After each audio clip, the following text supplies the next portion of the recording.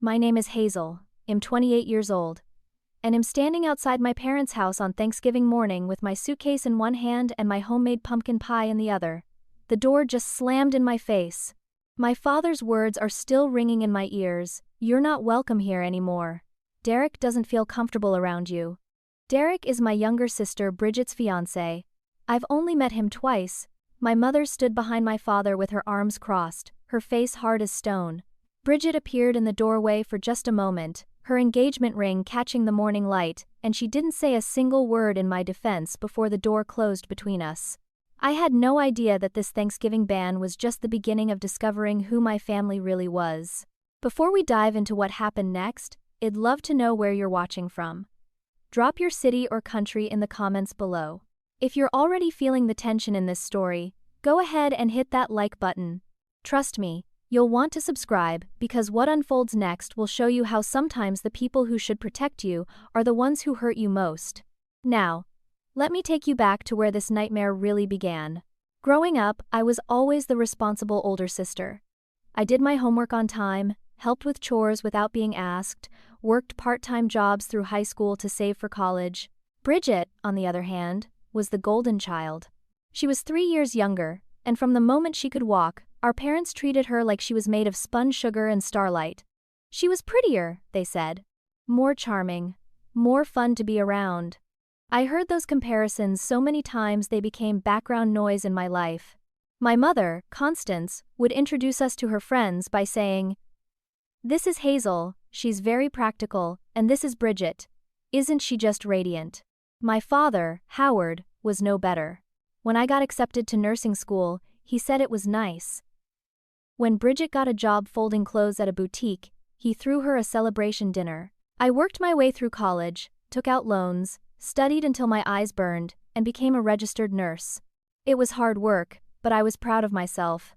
Bridget dropped out of college twice. The first time, she said the classes were too early in the morning. The second time, she claimed the professors didn't understand her creative spirit. She was 25 and still living at home, working part-time at a retail store, spending her evenings scrolling through social media. Our parents never pushed her to do more. They said she was finding herself, that she needed time to blossom. I had paid my own rent since I was 22, but somehow, I was never the one they bragged about. 3 months ago, everything changed when Bridget brought Derek home for Sunday dinner. I remember that evening clearly because it was the first time I'd seen my parents so animated in years. Derek walked through the front door carrying an expensive bottle of wine and a bouquet of roses for my mother. He was 34, tall, with perfectly styled hair and a smile that showed too many teeth. He said he worked in finance, though when my father asked which company, Derek's answer was vague. "I work with several firms," he said smoothly. "Investment consulting, portfolio management, that sort of thing." My father nodded, like that explained everything. Derek complimented my mother's cooking excessively. Every bite of pot roast was the best thing he'd ever tasted. Her homemade rolls were restaurant quality. Her apple pie could win competitions. Constance blushed like a schoolgirl. Howard clapped Derek on the shoulder and said, "Finally, Bridget found a real man." I watched this performance from across the table and felt something cold settle in my stomach. Derek was charming, yes, but there was something rehearsed about it, something calculated. When he looked at Bridget, his eyes were warm, but when he looked at my parents, there was an intensity there that made me uncomfortable. I couldn't pinpoint what was wrong, so I said nothing. That was my first mistake. 6 weeks ago, Bridget called a family meeting. We all gathered in my parents' living room, and Derek got down on one knee right there on the carpet. He pulled out a ring that must have cost thousands of dollars, a massive diamond that caught the light from every angle. Bridget started crying before he even finished asking. She said yes. Of course she said yes, and my parents erupted into tears and applause. My father hugged Derek like he was already a son. My mother immediately started talking about wedding plans. "This will be the wedding of the century," she declared, pulling out her phone to start making lists. They set a date 6 months away. "Spring wedding," my mother said. "Garden ceremony. At least 200 guests." My father said money was no object for his little girl's happiness. I congratulated them. I hugged Bridget. I shook Derek's hand, but that uneasy feeling never left. After the engagement party that evening, as people were leaving and I was helping clean up, Derek pulled me aside in the kitchen. We were alone for just a moment. He stepped closer than necessary and said quietly, "I know you're jealous of your sister. Try not to ruin this for her." His voice was pleasant, almost kind, but his eyes were hard. I was so stunned I couldn't respond. By the time I found my voice, he had already walked away, back to Bridget's side, his arm around her waist, his smile perfect. I mentioned it to Bridget later that night. She laughed, actually laughed, and said, "Derek's just protective of me. Don't be so sensitive, Hazel. Not everything is about you." The week after the engagement, our family group chat became a constant stream of wedding plans. Bridget created a Pinterest board with 700 pins. My mother sent messages at all hours about flower arrangements, cake tastings, venue options. I tried to participate. I suggested a bakery I knew that made beautiful cakes. Bridget replied, "That place is so basic, Hazel. We need something elegant." I recommended a florist who had done arrangements for a coworker's wedding. Bridget's response, "Not everyone has your boring taste." Every suggestion I made was shot down, usually with a subtle insult attached. Derek would like every single one of Bridget's dismissive comments. I started to feel like the group chat existed just to remind me I wasn't really part of this family celebration. 4 weeks before Thanksgiving, Bridget asked me to be her maid of honor. I was in the middle of a shift at the hospital when I got her text. "You're my sister. I want you standing next to me on the biggest day of my life." I felt my throat get tight. Despite everything, despite the years of being second best, she wanted me there. I texted back immediately, "Yes, of course, I'd be honored." I even added heart emojis, something I never did. For 2 days, I felt like maybe things were changing. Maybe Bridget and I could finally have the relationship I'd always wanted. Then, 2 days later, I received another text from her. Change of plans. "Derek thinks it would be better if someone more fun was maid of honor." Tiffany said yes. You understand, right? Tiffany was Bridget's friend from high school, someone who posted party photos every weekend and had never held a job for more than 3 months. I tried calling Bridget. She didn't answer. I called again. Straight to voicemail. I sent a text asking if we could talk about this. She left me on read. When I mentioned it to my parents at their house that weekend, my father barely looked up from his newspaper. "Just let Bridget have her day, Hazel. It's not about you." My mother was arranging flowers in a vase. "You can still be a bridesmaid," she said absently. "Isn't that enough?" I stood there in their living room, the room where I'd grown up, where I'd done homework at that coffee table and decorated that Christmas tree every year, and I realized they genuinely didn't understand why this hurt. Or worse, they didn't care. 3 weeks before Thanksgiving, the jewelry incident happened. I had stopped by my parents' house to drop off some medical supplies my mother had asked for. She'd been having headaches and wanted me to bring her some samples of pain medication from the hospital. I stayed for maybe 20 minutes, had a cup of tea, and left. The next day, Bridget posted on Facebook, "So sad when family steals from you. Some people can't stand to see others happy." The post had no details, but within an hour, my aunt called me asking if I'd taken Bridget's grandmother's bracelet. I was at work, standing at the nurse's station, completely blindsided. "What bracelet?" I asked. "I didn't take anything." My aunt sounded skeptical. "Bridget says it went missing after you visited yesterday." I hadn't even seen a bracelet. I hadn't gone into Bridget's room. I'd barely left the kitchen, but the post stayed up, and more relatives called. My cousin asked if I was having financial problems. An uncle suggested I might need therapy. The accusations spread through our family like a virus, and suddenly everyone was looking at me like I was a thief. A week later, Bridget posted an update. "Found it in my car, lol. Crisis averted." No apology. No correction. No acknowledgement that she'd let everyone believe I was a criminal. When I commented on her post asking for an apology, she deleted my comment. The damage was already done. At the next family gathering, people watched me carefully, like I might slip their silverware into my purse. 2 weeks before Thanksgiving, my parents invited both Bridget and me over for dinner. I should have known something was wrong by how cold they were when I arrived. My mother barely hugged me. My father grunted a hello. Derek was already there, sitting in my father's favorite chair like he owned it, and the smirk on his face made my skin crawl. Throughout dinner, Derek made comments that seemed innocent on the surface, but felt like attacks. "Hazel, you look tired. Working too hard? Or just stressed about something?"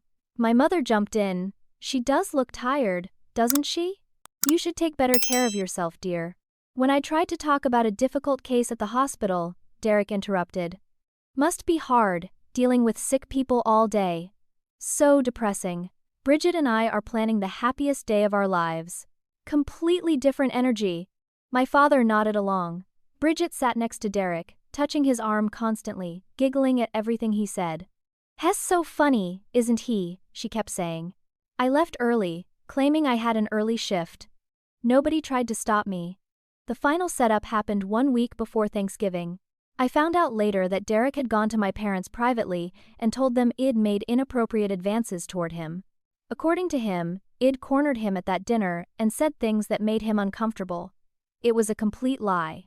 I had never been alone with Derek. I'd barely spoken to him beyond polite greetings, but my parents believed him without question. My mother called me at work, her voice sharp and cold. "How could you do this to your sister? You're jealous and pathetic, Hazel. I raised you better than this." I tried to defend myself, tried to explain that nothing had happened, but she cut me off. "Derek has no reason to lie. You've been acting strange ever since they got engaged. It's embarrassing." She hung up before I could respond. My father sent a text an hour later. "Don't come to Thanksgiving. Derek needs to feel safe, and Bridget needs to focus on her wedding without your drama. Well, talk after you get some help." I read that text over and over, sitting in my car in the hospital parking lot, and I felt something inside me break. I didn't sleep the night before Thanksgiving. Part of me thought if I just showed up, if I could talk to my parents face to face, they'd listen. It'd bring my homemade pumpkin pie, the one I made every year using my grandmother's recipe. It was tradition. They loved that pie. Maybe the familiar taste would remind them I was still their daughter. So I drove to their house on Thanksgiving morning, my heart pounding, practicing what I'd say. It'd be calm, reasonable, mature. I'd show them I wasn't the unstable person Derek had painted me to be. My father opened the door before I could even knock. He must have seen my car pull up. His face was set in hard lines, and he physically blocked the doorway. "I told you not to come," he said. His voice wasn't angry. It was worse. It was cold, matter of fact, like he was speaking to a stranger. Behind him, I could see the dining room table set for Thanksgiving dinner. The good china was out. Fall decorations covered every surface. It looked exactly like every Thanksgiving of my childhood, except I wasn't invited. Bridget appeared behind Father, still in her bathrobe, her hair in curlers. She looked at me with something like satisfaction. "Why can't you just leave us alone?" she asked. There was no sisterly concern in her voice. No confusion, just contempt. Derek stood farther back in the hallway, and on his face was the tiniest smile. Not big enough that my parents would notice, but clear enough that I could see it. Head systematically removed me from my family, and he was pleased with his work. I opened my mouth to speak, but my father stepped forward, forcing me back onto the porch. "You need to go, Hazel. Now." The door closed. I heard the deadbolt slide into place. I stood there holding my grandmother's pie, and I noticed our neighbors across the street had come out onto their porch to watch. Mrs. Chen was staring. I walked back to my car slowly, with as much dignity as I could manage, but once I was inside with the doors closed, I started crying. I sat in that car for 20 minutes, parked 3 houses down from my childhood home. I didn't know where to go. I didn't know what to do. My phone rang, and I almost didn't answer because I couldn't handle another family member telling me how disappointed they were. But the caller ID said Aunt Lorraine, my mother's younger sister. Lorraine had always been different from the rest of the family. Shed moved away for college, and only came back for major holidays. She was 56, worked as an accountant, and had never married. My mother sometimes called her difficult. "Meet me at the diner on 5th Street, Lorraine said, without preamble. "Right now, Hazel, it's important." Her voice was urgent in a way that cut through my tears. "Okay," I managed to say. The diner was nearly empty. Most people were home with their families, which made the empty booths feel even more depressing. Lorraine was already there, sitting in a corner booth, her coat still on. She looked worried, and she kept checking her phone. I slid into the seat across from her, and she reached across the table to grip my hand. "I heard what happened this morning," she said. "Your mother called me, bragging about how they'd put you in your place." I couldn't stay quiet anymore. She pulled out her own phone and set it on the table between us. "I need to tell you something about Derek. Your parents will kill me for this, but you need to know." Lorraine had been at my parents' house 2 days ago helping my mother prep food for Thanksgiving. Shed arrived early, and Derek and Bridget were in the kitchen, thinking they were alone. Lorraine had been in the hallway, carrying boxes from the garage, when she heard them talking. Derek's voice had been different. Not the smooth, charming voice he used around my parents. This voice was cold, calculating. "Once we're married, I'll have access to their accounts," Head said. "Your dad already trusts me enough to ask my opinion on his investments. Within 6 months, I'll have full access. Hazel's the only one smart enough to figure it out, so she has to go." Bridget had laughed. Lorraine heard her laugh. "Mom and Dad already think she's crazy," Bridget had said. "This is almost too easy." I felt like I couldn't breathe. "You heard this?" I asked. "You heard them say this?" Lorraine nodded, her face pained. "Every word. Derek's a con artist, Hazel. I don't know how he found your family or how he picked Bridget, but this is a setup. Has researched your parents. He knows they have substantial retirement savings. I heard him mention the amount. About $400,000. Your parents told Bridget they're giving her and Derek $50,000 as a wedding gift. Derek plans to marry Bridget, gain their financial trust, drain their accounts, and disappear." The pieces started falling into place. Derek's vague job description, the expensive ring he couldn't afford, his excessive interest in my father's business. The way Head systematically isolated me, the only person who might question him. "What about Bridget?" I asked. "Is she in on it?" Lorraine shook her head slowly. "I don't know. Part of me thinks she's just too naive to see what's happening. But that laugh, Hazel, that laugh when he talked about getting rid of you. Either she's helping him, or she's so desperate for approval and a wedding that she doesn't care who gets hurt." Lorraine told me Shed tried to tell my mother yesterday. Shed asked Constance to step outside, away from the Thanksgiving chaos, and tried to explain what Shed heard. My mother had stared at her like Shed grown a second head. "That's ridiculous," Constance had said. "Derek loves Bridget. Has been nothing but wonderful to this family." When Lorraine pressed, insisting she knew what Shed heard, my father came outside. Howard threatened to cut Lorraine off completely if she spread lies about Derek. "We won't have you poisoning this family with jealous gossip," Head said. Lorraine had backed down, afraid of losing her connection to her sister entirely. But after hearing about this morning, about me being banned from Thanksgiving, she couldn't stay silent anymore. "They're so enchanted by him they can't see straight," Lorraine said. "Derek has them completely fooled. And now they've cast you out, the one person who might have stopped this." She looked exhausted. "I don't know what we can do. I don't have proof beyond what I heard. If we go to them now, they'll just accuse us both of being jealous or crazy." I sat back in the booth, my mind racing. My family had chosen a con artist over me. They'd chosen his lies over my truth. Part of me wanted to walk away, to let them learn this lesson the hard way. But I couldn't do that. Despite everything, despite the years of being second best and the hurt they'd caused me, I couldn't let Derek destroy them. I spent the rest of Thanksgiving Day in my apartment, which felt emptier than it ever had before. I heated up a frozen meal and ate it at my kitchen counter, alone, while social media filled with photos of families gathered around tables. Bridget posted a picture of our parents' Thanksgiving spread with the caption, "Grateful for family who lift you up, not tear you down." The comments were full of heart emojis and people saying how blessed she was. Nobody knew it'd been banned, nobody asked where I was. But sitting there in my quiet apartment, something shifted inside me.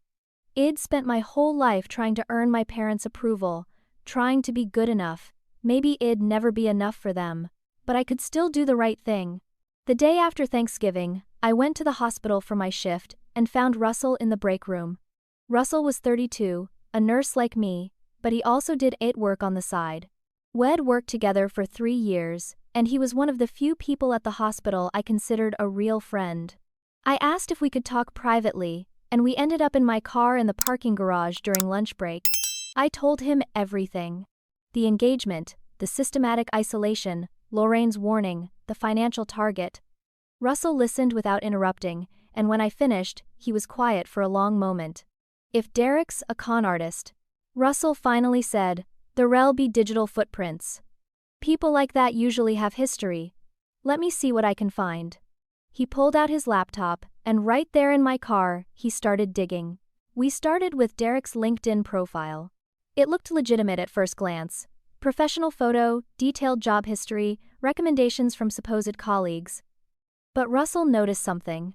These recommendations are generic, he said. Look at the wording. They could apply to anyone. He clicked through to the company Derek claimed to work for. The company existed, had a professional website, but there was no employee directory. Russell called the main number on speakerphone. A receptionist answered, and Russell asked to be transferred to Derek with his last name. I'm sorry, the receptionist said after a pause. We don't have anyone by that name working here. Over the next 3 days, Russell spent hours digging deeper. Derek's Facebook profile only went back 2 years. Before that, nothing. No college photos, no posts from his 20s, nothing from his supposed career-building years. For someone in their mid-30s, that was a massive red flag. Most people had years of digital history. Russell used search engines and databases I didn't even know existed. He cross-referenced photos, searched for matching faces with different names. And then, he found it. Derek had used a different name previously, Eric Dalton. Eric Dalton had an arrest record in Nevada from 5 years ago. Fraud and identity theft. Russell pulled up the court documents. Eric had been accused of defrauding an elderly woman out of nearly $50,000. Had befriended her at a community center, gained her trust, convinced her to invest in a fake business opportunity. The charges had been dropped due to lack of evidence. According to the notes, the victim had refused to testify at the last minute. Russell found a news article from a local Las Vegas paper. It mentioned the case briefly. The woman, whose name was kept private, had nearly lost her life savings. The article quoted the detective saying they knew Eric was guilty but couldn't prove it without the victim's cooperation. Russell kept digging and found something even more disturbing. On a forum for fraud victims, he found posts from 3 different women in 3 different states who'd been scammed by a charming finance guy. The descriptions matched Derek exactly. One woman described him as tall with perfect hair and a smile that seemed too practiced. Another mentioned Head proposed with an expensive ring and talked constantly about building their future together. The third said Head disappeared after gaining access to her bank accounts, taking everything. Russell reached out to these women through the forum, carefully, explaining that we were trying to stop Derek from hurting someone else. One woman responded within hours. Her name was Pamela, she was 40 years old, and she lived in Arizona. She agreed to talk on the phone. Her story made my blood run cold. Shed met Derek or Eric or whatever name he was using 3 years ago. Had been charming, attentive, moved fast. They were engaged within 2 months. Had convinced her to add him to her savings account for wedding expenses. I thought I was being modern, Pamela said, her voice thick with old pain. Combining finances before marriage. He took $80,000 and disappeared overnight. I reported it to the police, but by the time they investigated, he was gone. Changed his name, moved states. They couldn't track him. I lost everything. Russell and I spent evenings after work building a case file. We screenshotted everything. The court documents, the forum posts, the fake LinkedIn profile, the phone call confirmation that Derek didn't work where he claimed. Russell created an organized digital folder with dated evidence. But I knew it wouldn't be enough. My parents were so convinced Derek was perfect that they'd find a way to explain away anything I showed them. We needed something more, something undeniable. Russell suggested we try to catch Derek in the act, get him on recording saying something incriminating. But how? I was banned from family events. Derek knew I was suspicious. Head be careful around me. What if Derek exposes himself? Russell asked one evening. We were sitting in his apartment, his computer screens glowing with open browser tabs of evidence. What if we create a situation where he gets comfortable enough to slip up? I thought about it. Derek thought Head won. Head successfully removed me from the family. He was weeks away from marrying into money and gaining access to everything he wanted. Arrogant people made mistakes, comfortable people got careless. We just needed to give him a reason to let his guard down. That's when I realized what I had to do. I had to make Derek think I'd given up.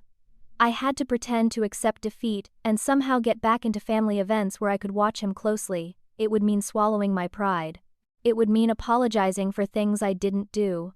But if it saved my family, it would be worth it. 3 days after Thanksgiving, I tried email.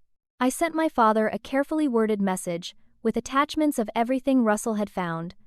The court documents showing Eric Dalton's arrest, the article about the fraud case, a side-by-side comparison photo showing that Eric and Derek were the same person.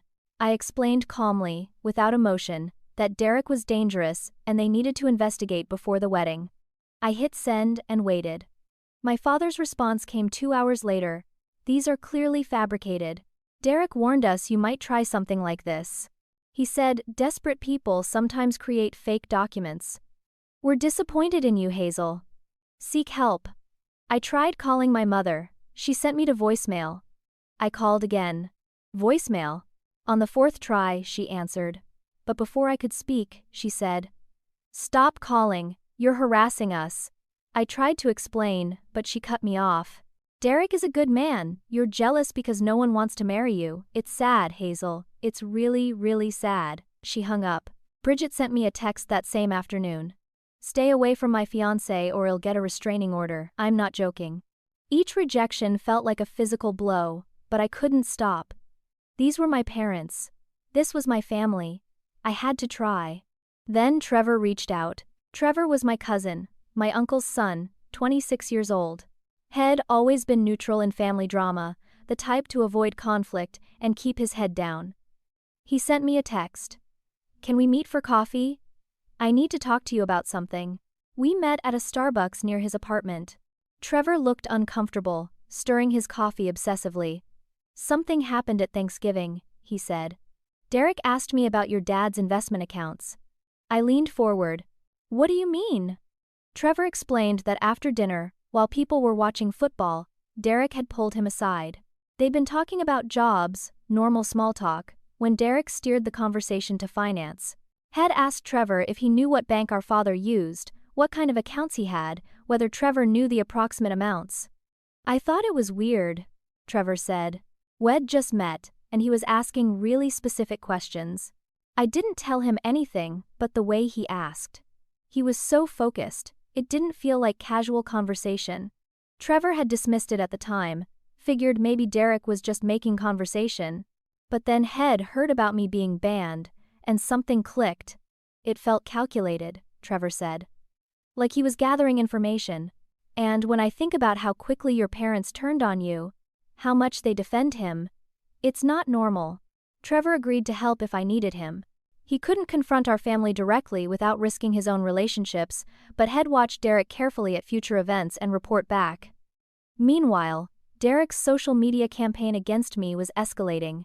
He posted on Facebook, "Thankful for my future in-laws who protect us from toxic family members." He tagged my parents. Within an hour, the post had 43 likes. The comments section filled with relatives I'd known my whole life saying how wonderful Derek was, how lucky Bridget was, how some people just couldn't be happy for others. My aunt commented, "Some people need professional help." My uncle wrote, "Family protects family." Nobody mentioned me by name, but everyone knew. I was the toxic family member. I was the problem. My reputation, built over 28 years of being responsible and helpful, was completely destroyed. 2 days later, my mother called me. My heart jumped. Maybe Shed reconsidered. Maybe Shed looked at the evidence again. "I need you to stay away from the bridal shower next month," she said. No greeting. No "how are you," just a command. I tried to respond, but she kept talking. "Derek showed us messages you allegedly sent him. Harassing him, threatening him. Has been so patient with you, but this has gone too far." I felt my chest tighten. "What messages?"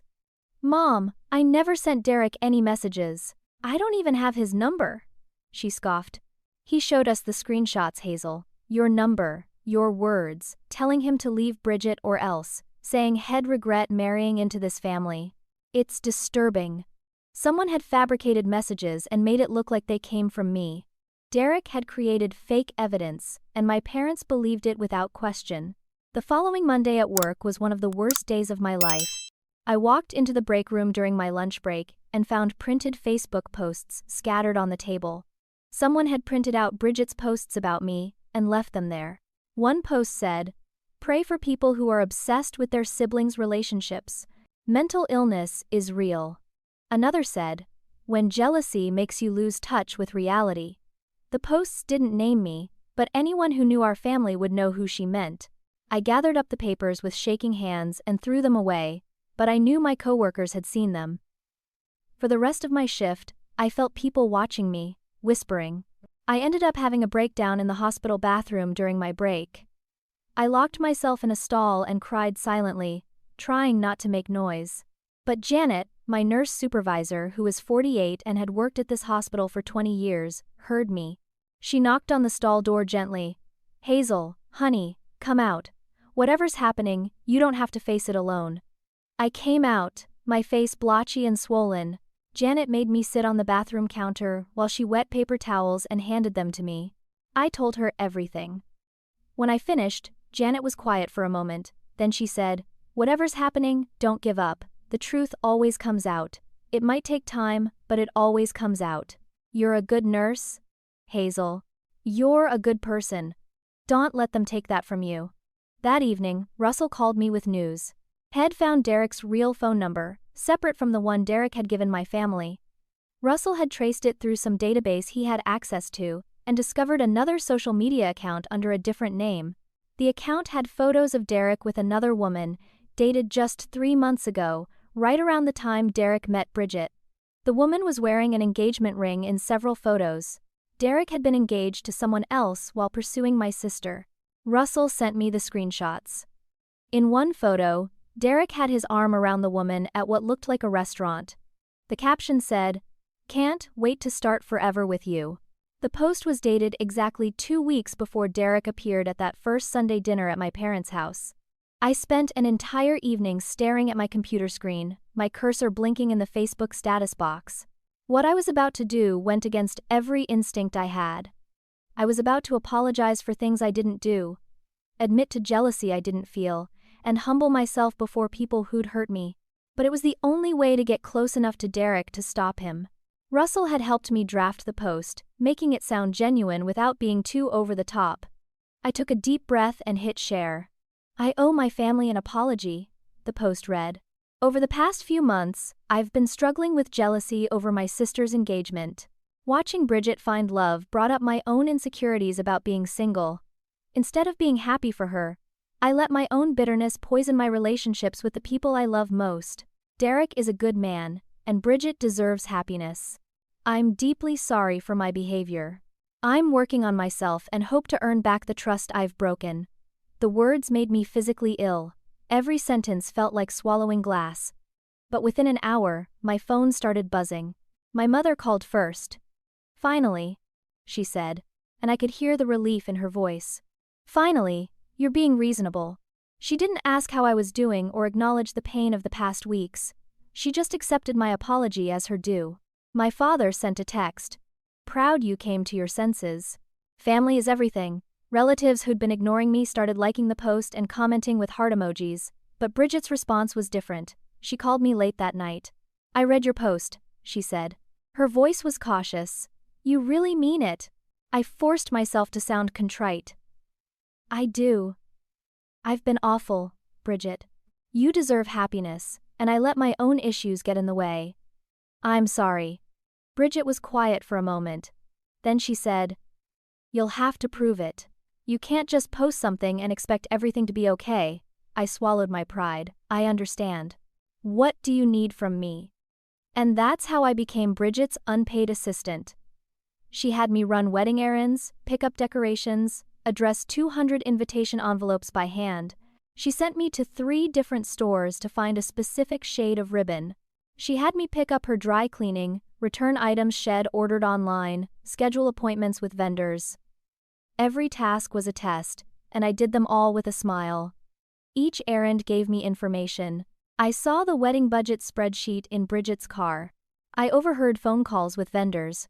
I learned Derek had been pushing for an expensive honeymoon, a luxury car as a wedding gift, renovations to the house my parents were planning to give them. 2 weeks after my public apology, I was invited back to family dinner.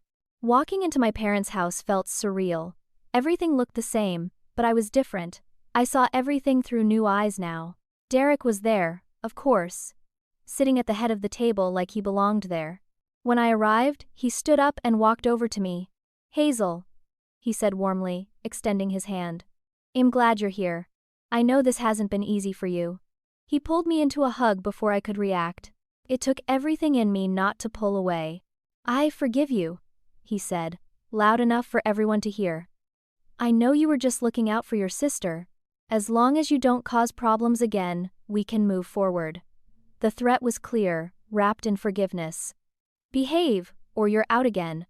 I smiled and thanked him. I played the role of the chastened sister who'd seen the error of her ways.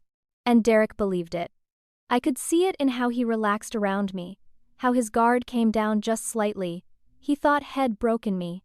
Over the next few dinners, I wore a small recording device that Russell had given me, hidden in my necklace. It looked like a normal pendant, but had a microphone sensitive enough to pick up conversations across the room. For the first 2 gatherings, I got nothing useful. Derek was careful. He was charming and perfect, the model fiancé. But 6 weeks before the wedding, at Bridget's bridal shower held at my parents' house, something changed. There were 70 guests, mostly women, filling every room. I spent the afternoon helping serve food and refill drinks, being the helpful sister, staying in the background. At one point, I needed to get more napkins from the storage closet near my father's study. As I walked down the hallway, I heard Derek's voice coming from the study.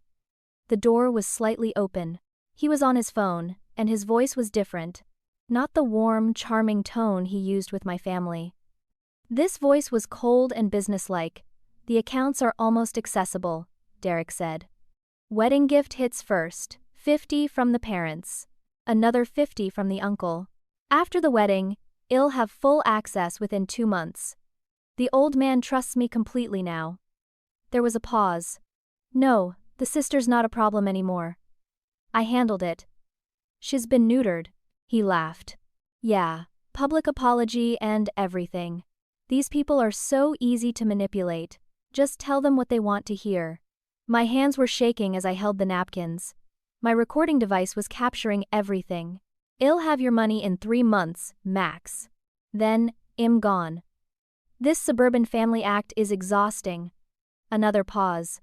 "The girl, Bridget? She's useful. Pretty enough to make it believable. Dumb enough not to ask questions. Once I'm clear, she can keep the ring." I nearly dropped the napkins. He was talking about my sister like she was a prop, a tool. Derek noticed me then. He turned and saw me standing in the hallway.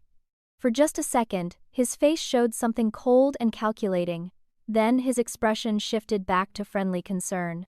"Hazel, hey, just finishing up a work call." He walked toward me. "You need something?"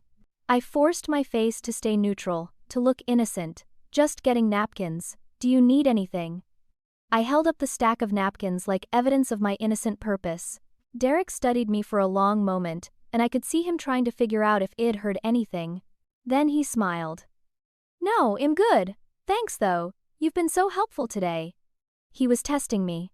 Over the next hour, Derek watched me carefully. He left his phone face up on the coffee table near where I was working, clearly a trap to see if I'd try to look at it.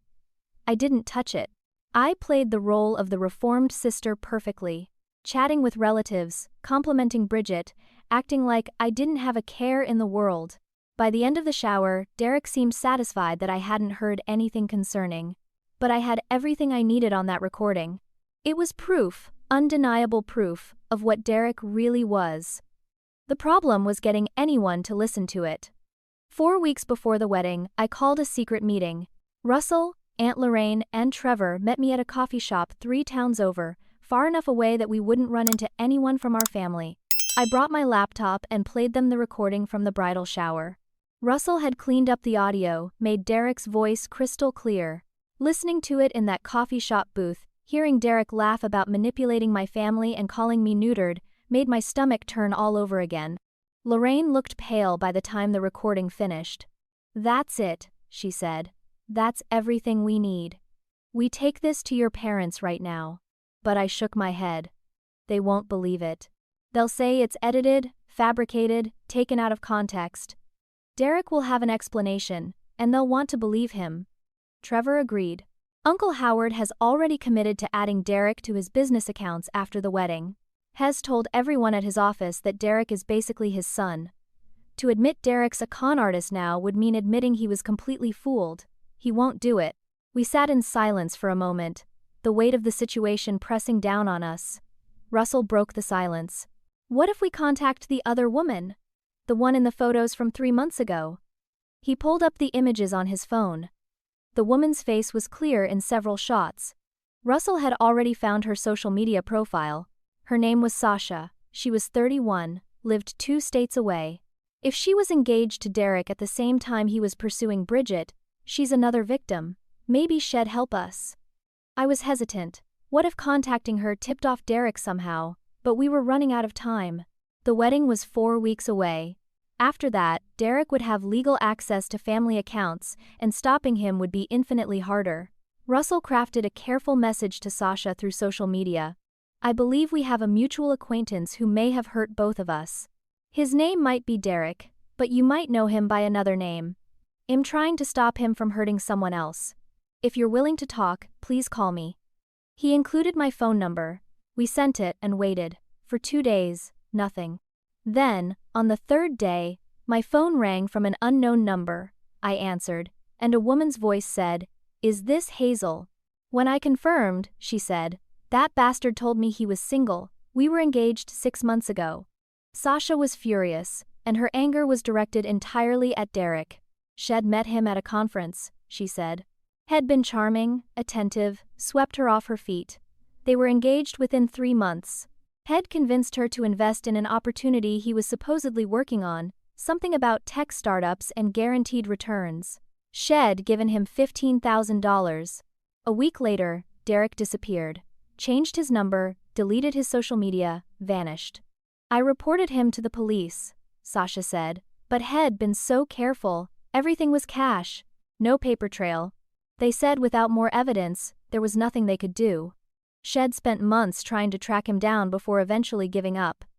I thought I'd never find him. And now you're telling me he's doing it again." I explained the situation with Bridget and my parents. Sasha listened quietly, and when I finished, she said, "I want to help. That man took my money and my dignity. If I can stop him from doing it to someone else, I will. Tell me what you need." We started planning. The wedding was the key moment. Derek would be comfortable, surrounded by my family, confident in his victory. If Sasha showed up and confronted him publicly, with all the evidence we'd gathered, Derek wouldn't be able to lie his way out. But the plan had to be perfect. One mistake, and Derek would find a way to turn it around. Then Derek made a move that complicated everything. He went to my parents and told them I'd hired a private investigator to harass him. It was completely untrue, but like all of Derek's lies, it had just enough plausibility to be believable. My father called me, angrier than I'd ever heard him. "A private investigator, Hazel? After everything, after your apology, you're still trying to sabotage this wedding." I tried to deny it, but he cut me off. "Derek has evidence. Photos of someone following him. Records of someone calling his workplace asking questions. This is sick. You're sick." I realized Derek must have noticed Russell's digital digging, must have sensed someone was investigating him, and preemptively blamed me. I had to think fast. "Dad, I would never hire anyone to follow Derek, but maybe someone else has concerns? Maybe other people think something's wrong." It was risky, planting that seed, but I needed to direct his suspicion away from me. My father was quiet for a moment. "What do you mean?" I chose my words carefully. "I'm just saying, if someone's investigating Derek, maybe there's a reason. Maybe you should ask him about his past. Really ask him. Check his references. Make sure everything is what he says it is. My father's response was sharp. We've done our due diligence. Derek is exactly who he says he is. Don't try to manipulate us, Hazel. He hung up, but I hoped maybe, just maybe, I'd planted a seed of doubt. 2 weeks before the wedding, something unexpected happened. Bridget had a panic attack. I found out because my mother called me in the middle of the night, frantic. Bridget won't stop crying. Can you come over? She keeps asking for you. I drove to my parents' house, and Bridget was in her old bedroom, hyperventilating. I sat with her, held her hand, helped her breathe slowly until the attack passed. When she could finally talk, Bridget said, I don't know if Derek loves me or just loves what we can give him. It was the first crack in her facade. I asked gently what made her think that. He keeps asking about Dad's business contacts, investment strategies, our family's net worth. Is that normal? Should he care so much about money? I wanted to scream that no, it wasn't normal, that Derek was a con artist using her. But I knew if I pushed too hard, Bridget would shut down and run straight to Derek. So, instead, I said carefully, What does your gut tell you? Bridget looked at me with tears in her eyes. My gut says something's wrong, but everyone's so excited about the wedding. Mom's been planning for months. Dad keeps talking about how happy he is to have a son finally. If I call it off now, it'll ruin everything. I squeezed her hand. Better to ruin a wedding than ruin your life. Bridget pulled her hand away. You just don't want me to be happy. The walls went back up, but the seed was planted. Days later, Trevor reported something crucial. At the rehearsal dinner planning meeting, Derek's other phone had rung, the one Russell had discovered. Derek had stepped outside quickly, looking panicked. Trevor followed discreetly and heard Derek arguing with someone. I told you not to call this number. I'm working. I'll have your money in 2 months. Trevor couldn't hear the other side of the conversation, but Derek sounded desperate. I know what I owe. I'll pay, just give me time. When Derek came back inside, his charming smile was back in place, but Trevor had seen the cracks. Russell did more digging into that second phone number and discovered something that changed everything. Derek owed $70,000 to someone in Las Vegas. Gambling debts. Derek wasn't just a con artist looking for an easy score. He was desperate. He had debts to people who didn't forgive non-payment. That made him dangerous in a whole new way. Desperate people do unpredictable things. We needed to act fast. The wedding was 2 weeks away. We finalized our plan. Russell would install small cameras at the reception venue, hidden in the decorations. Sasha would arrive during the reception, after the ceremony but before the toasts. We'd have all our evidence ready. Aunt Lorraine and Trevor would back up our claims in front of the family. We'd confront Derek publicly, where he couldn't lie or manipulate his way out, where everyone would see his real face. It was risky. If anything went wrong, I'd lose my family forever. But if we did nothing, Derek would destroy them financially and emotionally. The final insult came 1 week before the wedding. My father called a family meeting and announced he was officially adding Derek to his business accounts the day after the wedding. Derek's shown such interest in the family business, Howard said proudly. He has great ideas for investments. I trust him completely. My mother had worse news. She'd rewritten her will to include Derek as a beneficiary, calling him the son Shed always wanted. Constance showed me the document, thinking it'd be happy for this show of family unity. I stared at the papers and realized my parents were literally giving Derek legal access to everything they owned. 2 weeks. We had 2 weeks to save them from the biggest mistake of their lives. The morning of the wedding, I barely slept. I arrived at the venue 3 hours before the ceremony, supposedly to help with final preparations. The venue was beautiful, a garden estate with white tents and fairy lights. My mother had spared no expense. Russell arrived disguised as a vendor, carrying equipment cases. Inside those cases were tiny cameras. We installed them in the centerpieces at the main table, in the floral arrangements near the dance floor, positioned to capture everything. My hands shook the entire time, terrified someone would notice, but everyone was too busy with last-minute details. Sasha was at a hotel 10 minutes away, waiting for my text. Aunt Lorraine and Trevor were already at the venue, prepared to back me up when the moment came. Id printed every piece of evidence, gathered and put it all in a folder hidden in my car. My heart was pounding so hard I thought everyone could hear it. I kept reminding myself why I was doing this. My family might hate me after today, but at least they'd be safe. The ceremony was at 3 in the afternoon. 200 guests filled the white chairs arranged in neat rows. Bridget looked absolutely stunning in her dress, a princess ball gown with lace sleeves and a long train. But I could see the nervousness in her eyes, the way her hands trembled holding her bouquet. Derek stood at the altar looking confident and smug, like a man who'd won the lottery. My parents sat in the front row, my mother crying tears of joy, my father beaming with pride. I sat in the back, my stomach churning. The ceremony was traditional and beautiful. The officiant talked about love and commitment. Derek said his vows smoothly, talking about how Bridget had changed his life and how grateful he was to become part of such a wonderful family. He looked at my parents when he said that last part, and they both nodded, so proud. Bridget's voice shook when she said her vows. She promised to love Derek forever, to stand by him through everything. Then the officiant pronounced them husband and wife. Derek kissed Bridget and everyone applauded. It was done. They were married. Phase 1 of Derek's plan was complete. The reception started at 5. Cocktail hour on the lawn, then dinner in the main tent. Everyone was drinking champagne and laughing. The first hour went smoothly. Dinner was served, toasts were made. My father's toast was painful to watch. He talked about how blessed he was to finally have a son, how Derek was everything Head hoped for in a son-in-law. To Derek, he said, raising his glass. Welcome to the family. Everything we have is now yours too. Derek smiled and nodded, playing humble, but I saw the satisfaction in his eyes.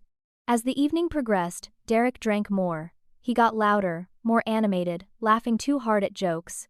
I watched him carefully, waiting for the right moment.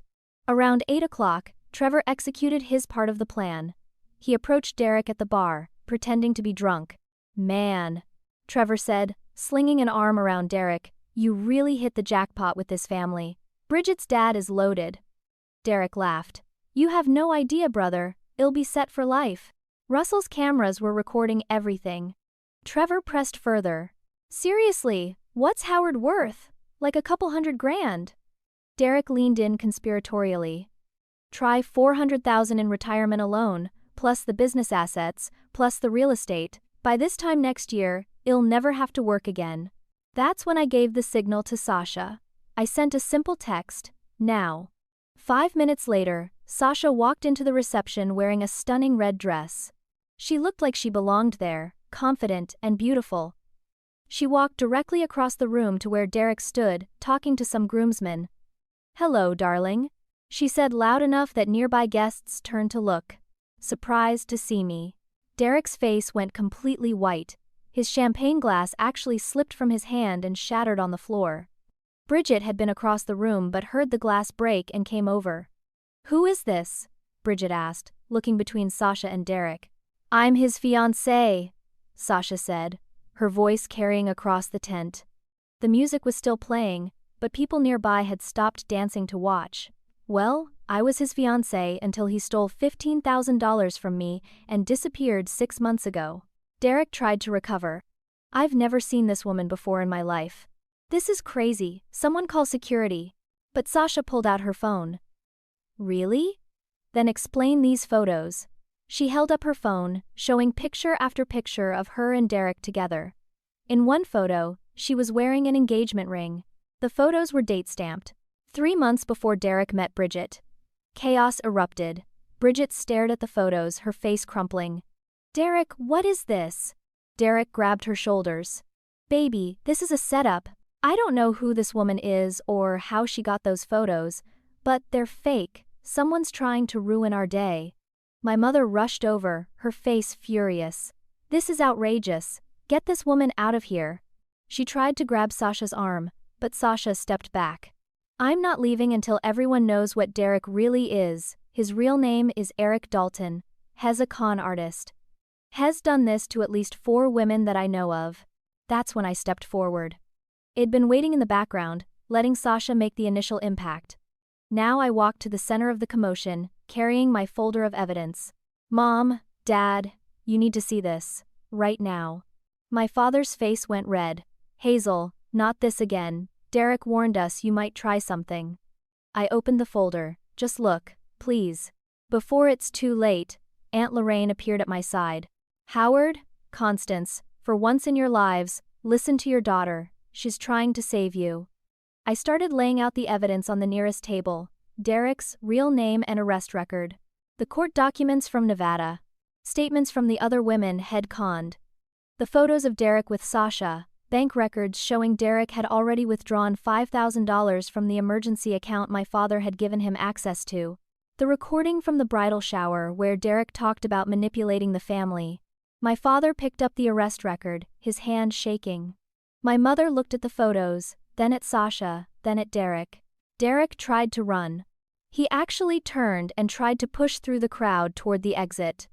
But Trevor and two groomsmen who Trevor had quietly enlisted blocked the doors. Derek, wait! Bridget called out, her voice breaking. Just explain. Tell them it's all lies. Derek spun around, and the mask finally fell away. His face twisted into something ugly. This is bullshit, he snarled. These people have money and you're all idiots for not seeing it as an opportunity. The whole tent went silent. The band had stopped playing. 200 guests stared at Derek. Do you know what it's like? Derek said, his voice getting louder. Dealing with you people? Pretending to care about your boring stories? Laughing at your terrible jokes? Complimenting that disgusting casserole? He pointed at my mother. You were so desperate to marry off your daughter that you didn't ask a single real question about me. Not one. He turned to Bridget. And you think I loved you? You're bland and boring. The only interesting thing about you is your parents' bank account. Several guests gasped. Bridget let out a sound like a wounded animal. My father stepped toward Derek, his face purple with rage. You need to leave, now. Derek laughed bitterly. Oh, now you believe it? After months of treating your own daughter like garbage because she tried to warn you, he pointed at me. Hazel was the only one smart enough to see through me, and you cast her out. You chose me over your own blood. What does that say about you? Someone in the crowd called the police. Derek realized he was trapped. He turned to my parents one last time. This was the easiest con of my life. You people were so easy to manipulate. All I had to do was smile and pretend to care, and you handed me everything. My mother started crying. My father looked like he might collapse. Within minutes, police sirens could be heard approaching. Sasha stepped forward. Impressing charges. For fraud and theft. My father, his voice hollow, said, So are we. The police arrived and took statements. Multiple guests had recorded parts of Derek's breakdown on their phones. The cameras Russell installed had captured everything, including Derek's earlier conversation with Trevor about accessing the accounts. Derek was arrested right there in the wedding venue, still wearing his tuxedo. As the officers led him away in handcuffs, Derek shouted, You're all pathetic. Every single one of you. The last image I have of that night is Derek in the back of a police car, screaming threats while 200 wedding guests watched in stunned silence. The reception ended abruptly. Guests left quickly, whispering among themselves. Bridget collapsed and had to be taken to a quiet room. She was hyperventilating, crying so hard she couldn't catch her breath. My mother sat with her, but Constance looked shell-shocked, like she couldn't process what had just happened. My father stood in the empty tent, surrounded by wedding decorations and uneaten cake, his face pale and drawn. I stood alone near the exit, watching police lights flash in the darkness, and I felt completely empty. Wed stopped Derek. My family was safe. But the cost had been a wedding destroyed and relationships shattered. It felt less like a victory and more like survival. The morning after the wedding, I drove to my parents' house. I didn't call first. I just showed up, needing to know if there was anything left to salvage. My mother opened the door, and I barely recognized her. Shed aged 10 years overnight. Her eyes were swollen from crying, her face blotchy and exhausted. She didn't say anything at first, just stared at me. Then, quietly, she said, You tried to tell us. Those 4 words carried the weight of months of pain. I stepped inside. My father was sitting in the living room in the same chair where I'd watched him praise Derek countless times. He was holding his head in his hands. He looked up when I entered, and I saw tears on his face. I'd never seen my father cry before. "We chose a con artist over our daughter," he said, his voice cracked and broken. "How do we come back from that?" Bridget was upstairs. I could hear her moving around, but she didn't come down. My mother said Bridget had locked herself in her room and wouldn't talk to anyone. We sat in that living room for hours, and my parents apologized, really apologized. Not the surface level sorry that comes easy, but the deep, painful acknowledgement of the harm they'd caused. My mother cried and said she didn't know how to make it right. "Derek manipulated us," she said. "But we let him. We wanted to believe him because he made Bridget seem perfect. And that meant you couldn't be right about him. Because admitting you were right meant admitting we'd failed as parents for years." My father talked about the favoritism, about how he'd always seen Bridget as the child who needed protecting, and me as the one who could handle anything. "We took you for granted," he said. "We took your strength for granted, and punished you for having it." I told them about Derek's debts, about the other women, about the systematic way he'd researched our family and planned his con. My father looked sick when I explained how close Derek had come to accessing all their accounts. "You saved us from losing everything," Howard said. "Our retirement, the business, everything we've built. And we treated you like you were the enemy." We talked about the years of comparison, of Bridget being the golden child while I was the responsible one. They didn't make excuses, and I appreciated that. They acknowledged the damage had been done long before Derek arrived. He'd just exploited existing cracks in our family foundation. It took Bridget 3 days to talk to me. When she finally came downstairs, she looked hollow. The wedding was supposed to be the happiest day of her life, and instead, it had ended with her husband arrested at the reception. "I knew something was wrong," Bridget said, her voice barely above a whisper. "In my gut, I knew. But I didn't want to admit I'd made such a huge mistake. Everyone was so excited. Mom had been planning for months. I didn't want to disappoint anyone." She started crying. "And I was horrible to you. For years I was horrible to you. I was jealous of how independent you were, how you didn't need anyone's approval. I convinced myself you were jealous of me, but really, I was jealous of you." Bridget apologized for the years of cruelty, for the snide comments, for letting our parents favor her while I worked twice as hard for half the recognition. She apologized for believing Derek's lies about me, for not standing up for me when I was banned from Thanksgiving. "You tried to save me," she said, "even after I treated you like garbage. You risked everything to protect me from Derek. I don't deserve a sister like you." I told her we'd both been caught in a toxic family dynamic that none of us had fully recognized. Derek had weaponized our relationships against us, but the dysfunction existed before he arrived. Healing would take time. Our relationship wouldn't be fixed overnight. But it was a start. The following months were difficult. We started family therapy, all 4 of us sitting in uncomfortable chairs in a counselor's office, talking about decades of hurt. I set boundaries. I told my parents I loved them, but I wouldn't accept being treated as less important than Bridget anymore. Both daughters needed to be valued equally, or I'd distance myself permanently. To my surprise, they agreed. They worked on it. It wasn't perfect, but I saw real effort. My mother stopped comparing us. My father started asking about my work, really asking, actually listening to my answers. Bridget moved out of my parents' house and got her own apartment. She went back to community college and started taking classes seriously. She got a better job, started therapy on her own, worked on building a life that wasn't dependent on our parents' approval. We had coffee together sometimes, awkward at first, but slowly building something more genuine. She told me once, "Derek destroyed my wedding, but he also freed me." I was so focused on being perfect for Mom and Dad that I never figured out who I actually was. I hosted a small dinner party for the people who'd helped me. Russell, Aunt Lorraine, Trevor, and surprisingly, Sasha, who'd become a friend through this ordeal. We gathered at my apartment, ordered pizza, and toasted to the truth coming out. Lorraine raised her glass and said, "Family isn't always blood. It's who shows up when things are hard." Russell and I had started dating casually, nothing serious yet, but there was something genuine between us. He'd seen me at my lowest, and hadn't run away. That meant something. 6 months after the destroyed wedding, Thanksgiving came around again. The anniversary of being banned from my parents' house.